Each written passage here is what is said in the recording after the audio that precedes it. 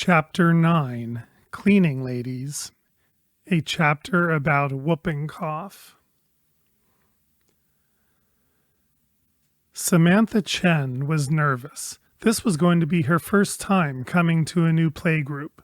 She was happy that Ming Mei was going to finally get some social time with other kids her age. 9 months in crawling, Ming was getting harder to keep entertained. Once a week for a couple hours in the park with other babies would do her some good, and Samantha too. She and her husband were new to the area, didn't have any friends yet, and she was looking forward to meeting and hopefully befriending some other moms.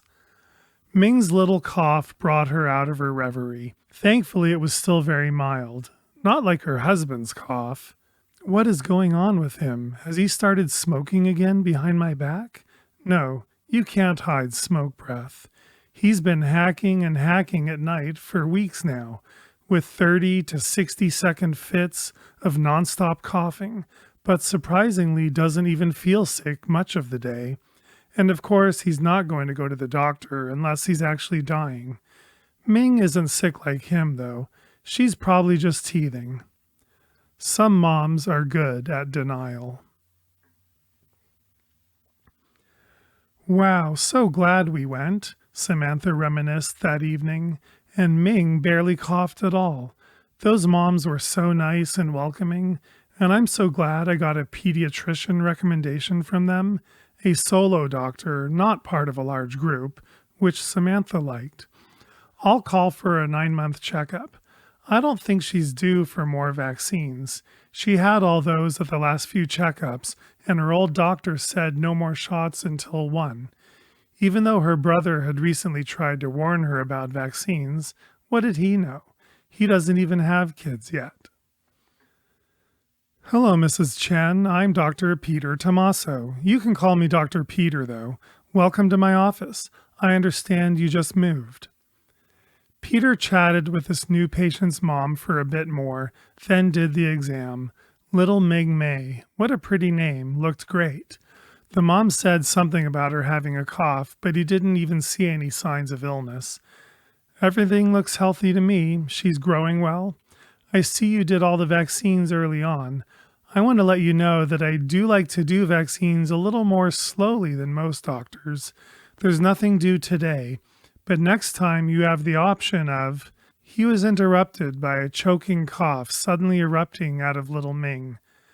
As I was saying, at age 1, but the baby continued to cough and cough, and cough and cough and cough. The mom just sat there looking at Dr. Tommaso, patting her baby gently on the back and expecting him to continue talking. Then there it was. Whoop! A gasping inhalation of air that seemed as if it was unsure whether or not it really wanted to enter into Ming's airway. Then more coughing. Then whoop. Then cough again, and finally a gag, burp, another gag, drool, then a nice normal breath again. Stammered Peter. Mrs. Chen, how long has Ming Mei been coughing like that? Oh, for a couple weeks now. But it's only a few times a day. Well, maybe about once an hour or so, and at night. But she doesn't even seem sick otherwise. I thought she was just choking on her drool from teething or something. She did have a runny nose at the start, but that's gone. Peter checked the baby's vaccine record. Yes, she'd had her 3 DTaP vaccines already. Is anyone else sick at home? Yes, my husband. He's had a similar cough for about 6 weeks now, but he's starting to get better. I would have brought her in sooner, but I decided it could wait a week or 2 until we had this checkup, since she had no fever and she seemed happy. When she's not coughing, that is. Peter knew whooping cough when he saw it. Every pediatrician did. The problem was that most parents didn't know what whooping cough looked like. Many cases act just as Mrs. Chen described. A cold and regular cough that turns into the classic fits. But there's usually no fever, and the kids usually seem completely fine in between fits of coughing. That was a clue that distinguished whooping cough from other respiratory illnesses, the lack of looking sick. but that's also what prevented many parents from going to the doctor. He wasn't worried. He knew whooping cough was pretty harmless unless it hit a baby in the first few months of life, as he'd explained to his patients over and over again during talks. So Ming would be fine. Peter explained his suspicion to Mrs. Chen, who seemed taken completely by surprise that her baby could have whooping cough. But she's vaccinated for it, right? I did give her all her vaccines so far. Yes, but this is one particular vaccine that doesn't prevent someone from catching the disease. It just makes kids appear less ill when they do catch it. It probably came from your husband, from what you were telling me. At this point, antibiotics aren't going to help. They only help if started within several days of the onset of severe cough. She's contagious for about 3 weeks from when the severe cough first began. We could give her antibiotics now to shorten the period of being contagious, but if you are willing to just keep her home for another week or so, we don't need to treat it. She was more contagious before the severe cough set in, during the initial runny nose and mild cough. But of course, you wouldn't have known it was whooping cough at that point. But now you know, so stay home. She might cough like this for about 3 months total, but again, not contagious after the bad cough has been running for about 3 weeks. Have you been around any other families or children during these weeks? Mrs. Chen, for some reason, suddenly looked very worried/guilty. Yes, actually, and they are not going to be happy about this. Well, can you do me a favor and call anyone you know who she was around and tell them about this? You'll be able to reach them sooner than the public health department will. And public health department? Well, yes, I am legally obligated to report this case to them. They will probably call you and ask you to keep her home for the 3-week contagious period. Your husband is already not contagious since he's had it so long, so they probably won't ask him to stay home from work. Now you, on the other hand, aren't even sick yet, right? I can prescribe you antibiotics so that you will likely not even get sick. The health department will probably want you to take them, but they can't force you. I'd recommend it for you, though. Samantha Chen scrolled through her contacts looking for her new friend's number, Paulina Gonzalez. There it was. Her baby Pablo was so adorable, and Ming Mei really liked him. She is going to kill me. Paulina had already told Samantha the story of her baby's meningitis, and now he might catch whooping cough too. Hey Sam, what's up? Came Paulina's always cheerful voice over the phone. Wait, hold on. Pablo's choking again. Samantha cringed as she heard cough, cough, cough, cough, whoop over the phone. After about a minute, Paulina picked back up. Okay, sorry. He's been doing that for the last couple days. I think it's probably whooping cough, and I'm going to see Dr. Tomaso this afternoon. He probably needs antibiotics. Samantha thought quickly. Do I tell her? She's going to get help anyway. Pablo will get treated and he'll be fine. So she doesn't really need to know where it came from, does she? But Samantha wasn't like that, and she knew it. She couldn't start a friendship with lies. It would eat her up inside. Plus, they needed to make sure the other moms in the group knew too.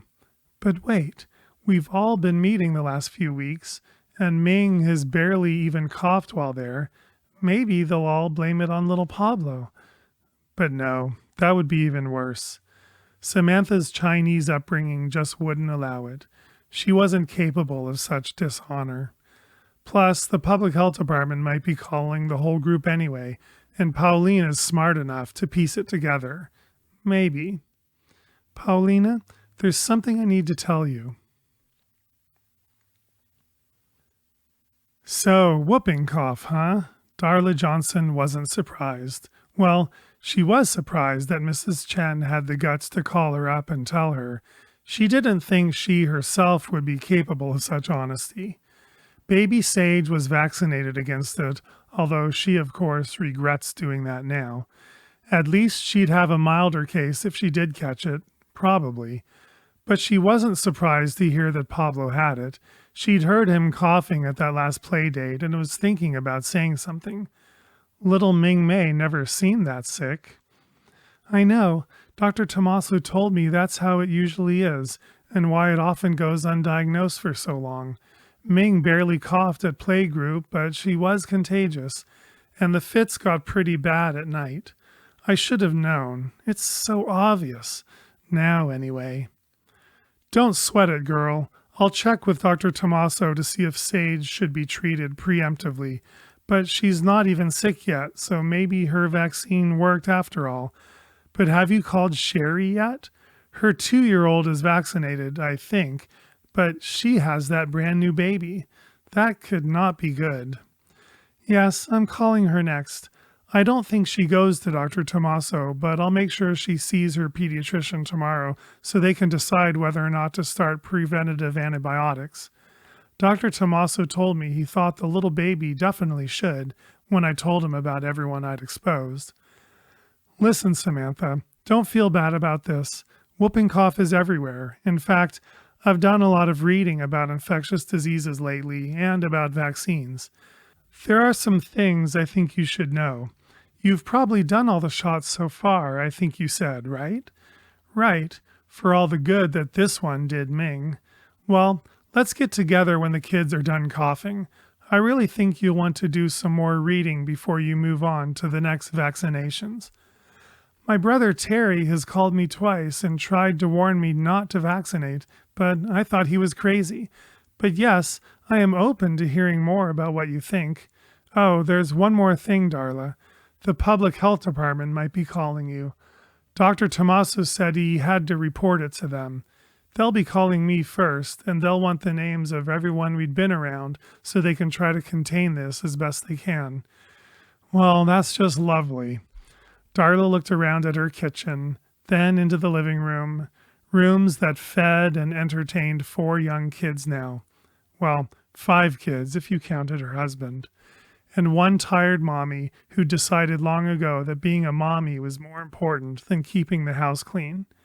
How long do I have, do you think? How long do you have for what, Darla? Before CPS, before the public health department gets here. I've no idea. Why? When the public health lady sees the condition my kids are living in, they'll probably call CPS on me. She'll probably forget all about the whooping cough. I could come over and help. My husband isn't going to work today and he could watch Ming. Don't you need to clean your own house first? I am Chinese, Darla. Haven't you ever been to a Chinese house before? Ha ha ha. You just wait until you have 4 little ones running around. Then you'll see how it is. But you know what, Samantha? I'm going to take you up on that offer. Wait, what? Sherry Williams said loudly. Whooping cough? Are you serious? Now that's more the response I was expecting, thought Samantha. That's how I would probably react if someone got my baby sick. We can't all be as decent and understanding as Paulina and Darla when something threatens your own baby. I am so sorry, believe me. Ming is fully vaccinated. I confirmed this with the doctor. She had 3 shots to prevent this already, but my doctor said this particular vaccine doesn't work very well at preventing the spread of the disease. Your 2-year-old is protected, I'm sure, having had 4 DTaP doses already, right? But the baby, whooping cough can be serious in newborns. You're effing right it can be, Samantha. Then there was silence. Hello? Asked Samantha, making sure her new friend, well, maybe ex-friend, was still there. Yes, I'm still here. Look, Sam heard a deep breath. I know this isn't your fault, I'm just venting, but I'm obviously worried. Newborns die of whooping cough, you know, lots of them. Darla said about 20 die each year, here in the United States anyway. Yes, I've heard Darla's spiel about vaccines too, and how few die of whooping cough compared to how many babies have a severe reaction to the vaccine. Did she tell you about what she thinks happened to Sage after her DTaP vaccines? No, she said she wanted to talk more about it later. Well, she thinks Sage had a bad reaction. Personally, I think it was all just a coincidence. But I don't like to judge. To each her own, right? Anyway, I'll check in with the doctor. My 3-week-old actually does have a runny nose and a tiny cough. Hey, wait. I was vaccinated against this near the end of my pregnancy. My OB said they vaccinated all moms to be now so that a newborn will have some immunity. So maybe she just has a normal cold. We'll see though. I'm going to the doctor tomorrow for sure. I just hope she'll be okay. Seriously, Samantha, this really sucks. But listen, again, I know this isn't your fault. I'll get over it. And I apologize for adding to your guilt. I'm sure this wasn't easy for you either. I guess playgroup is off for a few weeks, right? I'm sure we'll all be emailing to plan when we can all get together again. That night, baby Williams had his first coughing fit. Yes, I heard him coughing and coughing and coughing in his cradle next to me. When I turned the light on to check on him, his face was red, and he was struggling to get a breath in. Then he turned a little blue and finally gasped in some air. Jack Stanley had seen whooping cough before. In fact, he saw it about once a month, mostly routine cases in kids who just needed an antibiotic prescription and 5 days of quarantine at home. It was never serious in older babies and kids, but he knew how serious it could be in a newborn. Well, Mrs. Williams, we'll test your baby for whooping cough with a nasal swab just to confirm he has it. But based on the known exposure that you've told me about and the fact that he turned blue, we'll start him on the antibiotics right away and admit him here to the hospital so he can be closely monitored during the fits and be given oxygen if he needs it. Sherry Williams sat at her kitchen table, reflecting on what she discovered during the past 5 days in the hospital with her baby. The coughing fits had been pretty bad the first 2 days. The oxygen didn't even seem to help prevent his cyanosis, the word for turning blue that the nurses kept using. He threw up a lot and needed some IV fluids. But then he turned the corner on day 3 as the antibiotics kicked in. They had to stay one more night just to make sure he wasn't turning blue when he coughed anymore, and now they were back home. She had used all this downtime in the hospital, when her baby wasn't coughing that is, to read everything she could about whooping cough. When she saw the possible fatality rate, about 1 in 200 newborns who caught whooping cough died, she'd burst into tears and it took 3 nurses to calm her down. Then she was angry at the failure of the vaccine and started digging into even more research. What she found had surprised her. The original whooping cough vaccine, DTP, had been very effective in reducing the disease in the 80s and 90s to the point where there were only about 10,000 cases reported each year. But that vaccine caused some very serious reported reactions, suspected brain damage, so they had to pull it off the market and replace it with the current DTAP vaccine. The A was for acellular, meaning they didn't put the whole pertussis germ into the vaccine like they used to. So while it didn't cause as many severe reactions, it also didn't work as well. Now there were 30,000 or more cases each year, and the CDC even reports that some strains of the disease are becoming resistant to the vaccine. Then she was surprised to learn that this particular vaccine doesn't work by preventing the disease. It doesn't make you immune enough to completely fight it off. The vaccine mainly just reduces the severity of the disease when you catch it. It helps neutralize the germ's toxin that causes the severe cough, but it doesn't really neutralize the germ itself. A brand new study confirmed that the vaccine helps reduce the severity of the disease if you do catch it, but it doesn't prevent you from catching or spreading it. Among the 10,000 kids in the study, 3 out of 4 whooping cough cases occurred in fully vaccinated kids. She was also surprised to read the statistics from the 2014 California pertussis outbreak from the California Department of Public Health. 90% of the kids who'd caught pertussis that year were vaccinated. So that's why my pregnancy vaccine didn't work. And that's how Samantha's child caught it, even though she was vaccinated. But maybe my baby's case would have been much worse if I had not gotten the vaccine during pregnancy. Sherry knew she was just guessing at that, trying to find some benefit of having accepted an untested, and she now realized possibly ineffective vaccine during pregnancy. That had made her angry, reading that the CDC had started recommending that all pregnant women get the vaccine during each pregnancy without having first done any safety testing or even know if it would help. That seemed reckless to her. You can't even take Tylenol when pregnant without calling your doctor, and they want to inject something without testing it? She read some of the published studies that the CDC had now done after the fact, studies that showed no increased pregnancy or birth complications in women who had the vaccine. But what did that prove? They aren't actually testing the babies.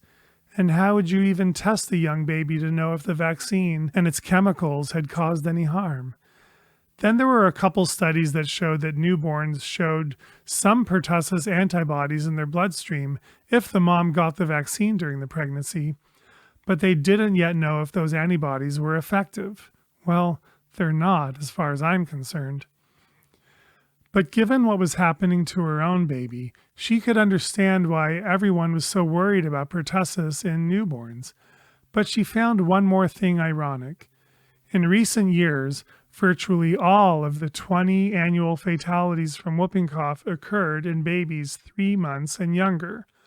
Older babies and children don't die of whooping cough. Giving the babies the vaccine at 2, 4, and 6 months doesn't even achieve protection during the age range when babies need it most. By the time they have some protection, the disease is past the severe age. We give pregnant women the vaccine in order to try to provide some newborn protection, but we don't know if this works and we don't know if it is safe. So then people argue that giving it to all babies, children, dads, grandparents, and any moms postpartum who didn't get it during pregnancy, the so-called cocooning strategy that the CDC began promoting a few years ago, helps protect all newborns by preventing the disease in everyone who is around that newborn. But the vaccine doesn't do that. It doesn't prevent the spread, and there isn't a single research study that shows it does. So some newborns are going to catch the disease no matter what we do. And you can't blame people who don't vaccinate because vaccine status doesn't impact the spread. So what's the benefit of the vaccine? Oh yeah, it reduces the severity when you catch the disease. That may be worth it, but what did Darla say happened to her baby after the vaccine? Seizures and encepha something? She had to go to the ER twice. Sherry started to realize that her friend Darla might not be as crazy as she thought.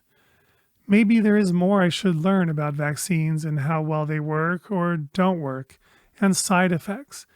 If that old DTP vaccine could cause brain damage, and even the new DTAP vaccine can cause problems, how do we all know these new shots can't do that as well? I'll have to ask Darla more about this. Sherry's train of thought was interrupted by something strange on the muted television in the adjacent family room. Some sort of Little Red Riding Hood commercial. I gotta see this. She unmuted the TV and rewound back to the beginning. A grandma with a cough. Her head turned into a wolf's head, the big bad wolf from the fairy tale, and she's holding a newborn baby. Oh my God, is this a whooping cough vaccine commercial for grandparents? Sherry felt like throwing the remote at the TV, but realized it wasn't worth a berating from her husband. But the vaccine doesn't even prevent the spread. How can they? She rewound and listened again. Oh my God, they never actually say that grandma getting the vaccine would prevent her from passing the disease to the baby. So they aren't technically lying, but still. Her cell phone rang and she looked at the caller ID. It was her mom calling. Probably wants to know how the baby is doing. She paused the TV on the very creepy-looking Grandma Wolf. Hi, Mom. Oh dear, it's all my fault, Sherry heard through the phone, followed by sobbing. What is, Mom? What's your fault? More sobbing. Then, the baby.